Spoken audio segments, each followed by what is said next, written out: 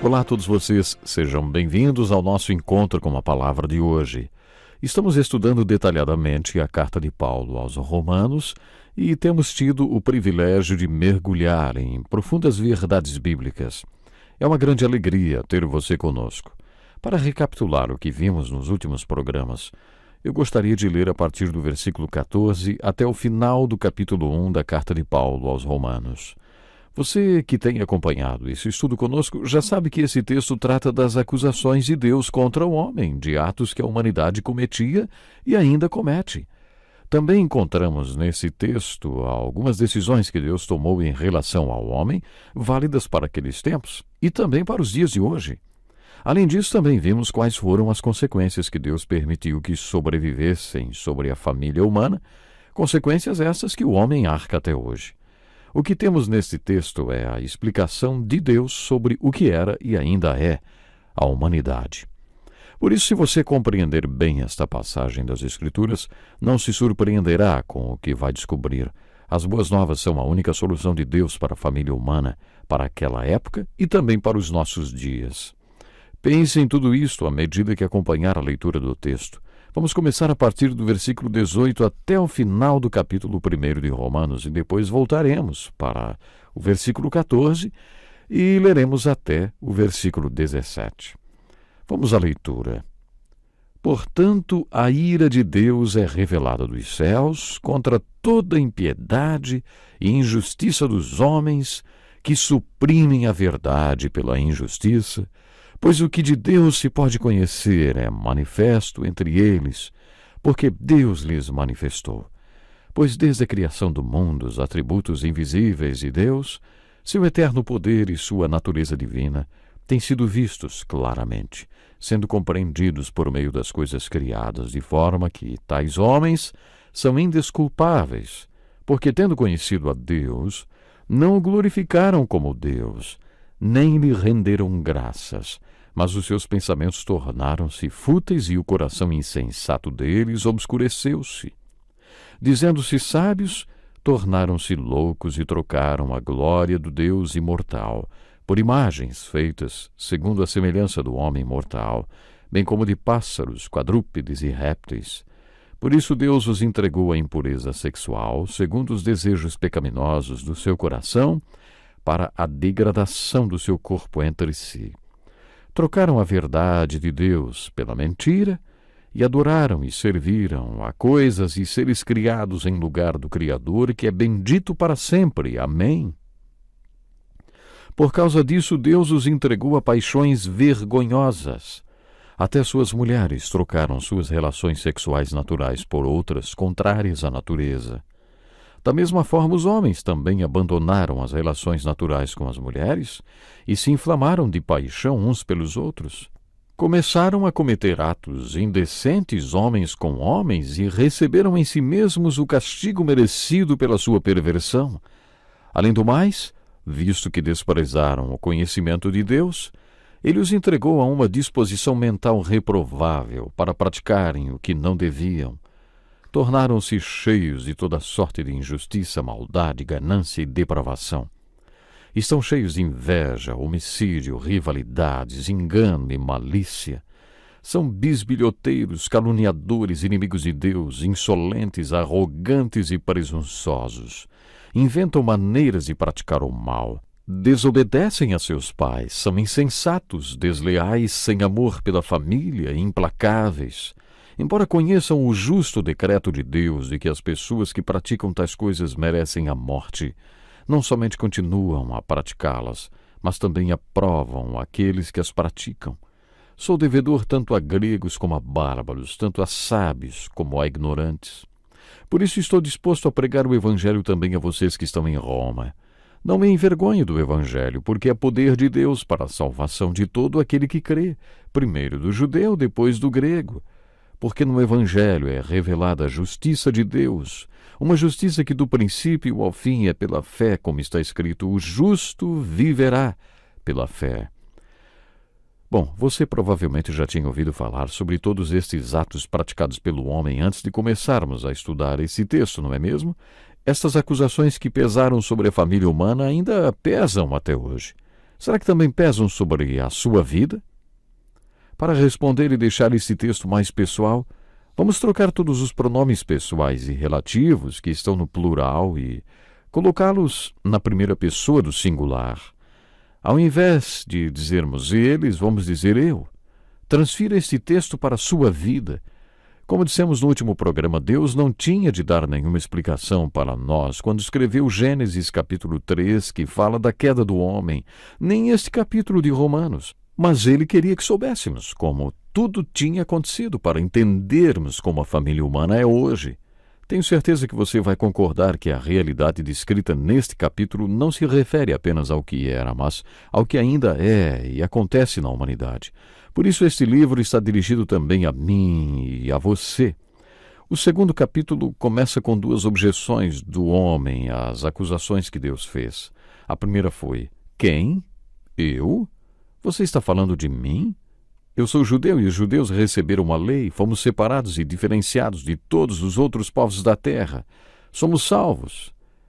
Não temos nada a ver com isto porque somos judeus.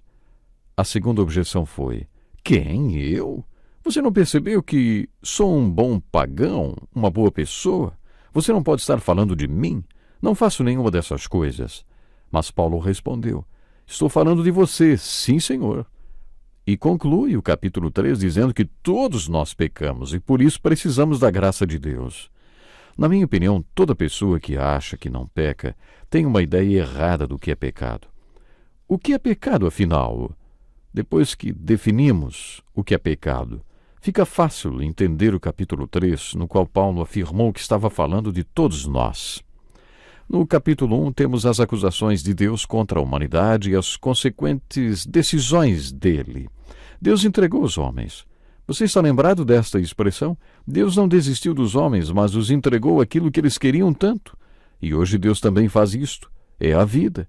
Você pode viver do jeito que quiser, mas depois vai enfrentar as consequências das suas escolhas. Mais adiante, nesta epístola, Paulo falará muito sobre a soberania de Deus. Basicamente, o que ele diz é o seguinte: nossa vida é como um livro. A ideia de escrever este livro foi de Deus e talvez ele tenha escrito até a introdução e o prefácio com o índice dos capítulos. Deus tem um plano para o livro, mas em um determinado momento ele passa a caneta para nós e diz: agora você escreve a história do jeito que você quiser. Eu tenho um plano para este livro, mas você foi criado com livre escolha. Escreva o livro do jeito que quiser. Escreva a sua história. Deus entregou o homem ao que ele queria e por isso o homem é responsável pelas consequências que, com a permissão de Deus, sobreviessem sobre a humanidade. Isto valia para aquele tempo e ainda vale para hoje. Por algum motivo achamos que hoje sabemos muito mais do que o homem sabia séculos atrás e que por isso somos melhores do que o homem daqueles tempos. Isto não é verdade. Isto foge da realidade. Depois de estudar Romanos capítulo 1, você compreende que Paulo fez uma descrição realista das consequências que Deus permitiu que viessem sobre a humanidade. As coisas são hoje como eram antes. O que temos neste texto é uma explicação de Deus referente à família humana como era e como ainda é. Por que a natureza humana é como é? Nós nos surpreendemos quando nos deparamos com a nossa natureza humana. E o que seria de nós sem Jesus e apenas com a nossa natureza? O que é a natureza humana? Paulo discute muito bem este assunto no primeiro capítulo desta carta. Não se assuste quando constatar o que é a natureza humana. Eu não me conformo quando as pessoas dizem que o ser humano é essencialmente bom, que basta apenas que seja estimulado. Com base nas Escrituras e na minha própria vivência, discordo totalmente. Agora, pela última vez, gostaria de rever as 25 acusações de Deus contra a humanidade. A primeira é a impiedade, ou seja, a desobediência aos mandamentos contidos na primeira tábua dos 10 mandamentos. A segunda é a injustiça, ou seja, a desobediência aos mandamentos da segunda tábua dos 10 mandamentos. A primeira tábua continha os mandamentos referentes ao nosso relacionamento com Deus. Estes mandamentos foram quebrados e isto é chamado de impiedade. A segunda tábua continha os mandamentos referentes ao nosso relacionamento com o próximo, que também foram quebrados de acordo com Deus, e isto é chamado de injustiça.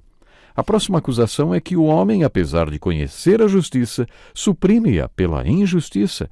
Ele sabe que a verdade causará desconforto ao seu estilo de vida injusto, por isso ele a retém. Esta é uma das acusações de Deus contra o homem. O que pode ser conhecido a respeito de Deus é conhecido, porque Deus revela aos homens. Os homens têm uma consciência interior e também há revelação na natureza exterior.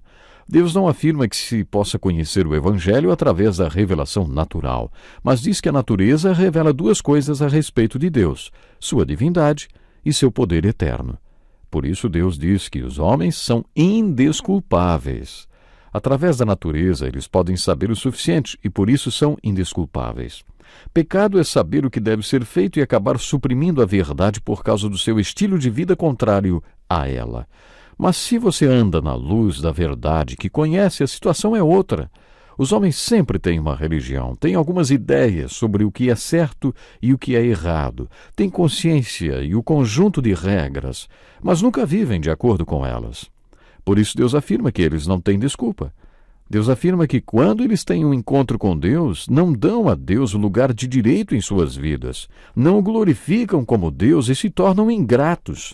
Tornam-se fúteis em seus próprios pensamentos e insensatos em seus corações, ou no centro de suas próprias vontades, tornam-se obscurecidos. Eles alegam serem sábios, mas na verdade são loucos. A definição bíblica para louco é aquele que declara que Deus não existe e que nega a existência de Deus. Uma das acusações de Deus que demonstra essa loucura é a idolatria.